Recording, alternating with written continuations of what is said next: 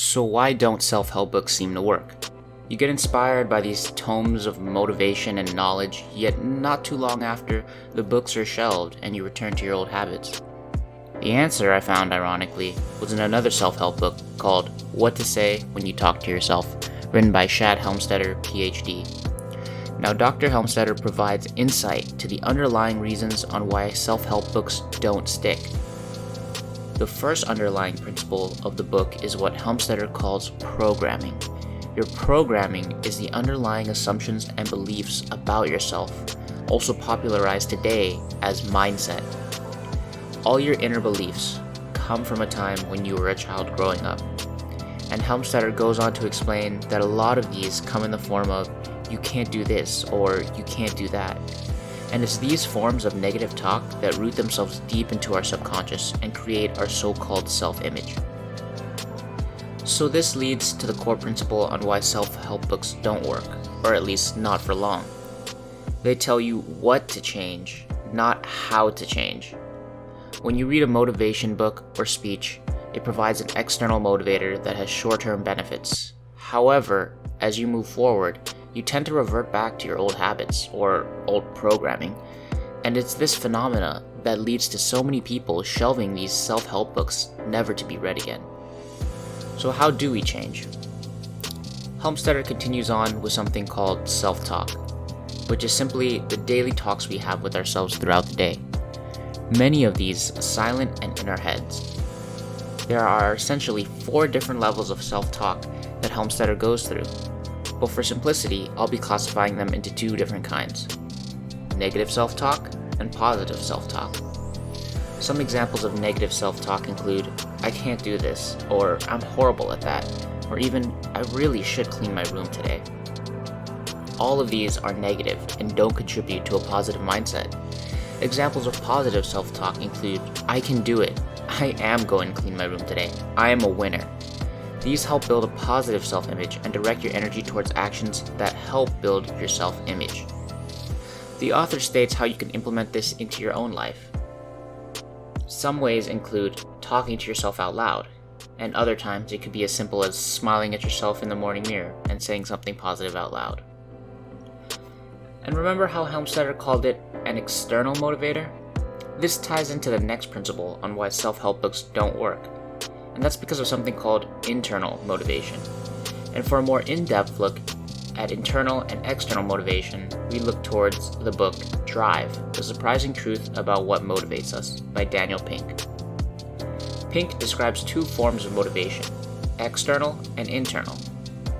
External motivation is achieved through the incentivization of money, or in Helmstetter's example, self-help books or motivational speeches, all of which tend not to last.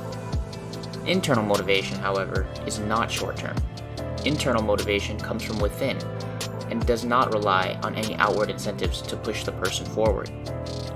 Like a candle, you must fuel yourself. You must learn to not become reliant on external factors to motivate you because they won't always be there. Pink describes the 4 characteristics of internal motivation through what he calls the 4 T's. These characteristics of internal motivation are task, time, team, and technique. It's through maximizing these 4 characteristics that you can achieve the best internal motivation. In the great words of Steve Jobs, the only way to do great work is to love what you do. If you haven't found it yet, keep looking and don't settle. By finding a task that we truly love, we can gain the freedom to pursue what we enjoy. And that in and of itself drives ourselves forward because we are allowed to follow our interests and passions. The second T stands for time.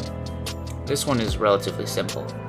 You need to have the freedom to be able to do what you want, when you want it. Now, some people may find it easier to have a strict schedule, while others a more flexible one. Whichever one fits your work style is the best one you should choose. The third T stands for team. Remember those nights you stressed out dealing with those classmates or team members who didn't pull their weight in your group projects? Yeah, it's not fun. Having control over who you work with is essential for being in a positive and productive environment. And now, the final T stands for technique. and I'm sure this one many can relate. When I was growing up in middle school and high school, my teachers taught in a one-dimensional manner, so to speak. It was their way or the highway. Being able to accomplish your goal however you deem fit is the last key to having high internal motivation. So there you go, the reason why self-help books don't work and how to fix it. So remember, the takeaway is you need to be susceptible to change through positive self-talk, whether it be talking to yourself or leaving positive notes around your house. The second part is the 4 T's: task, time, team, and technique. Task, simply being allowed to work on any task you want. Time, allowing you to work on it when you want, what you want. Team, allowing you to decide who to work with. And finally, technique, meaning that you can complete the task in whichever way you deem fit. I hope you found this video helpful. If you liked it, give it a thumbs up and subscribe for more videos. I upload a new video every week. Thanks for watching.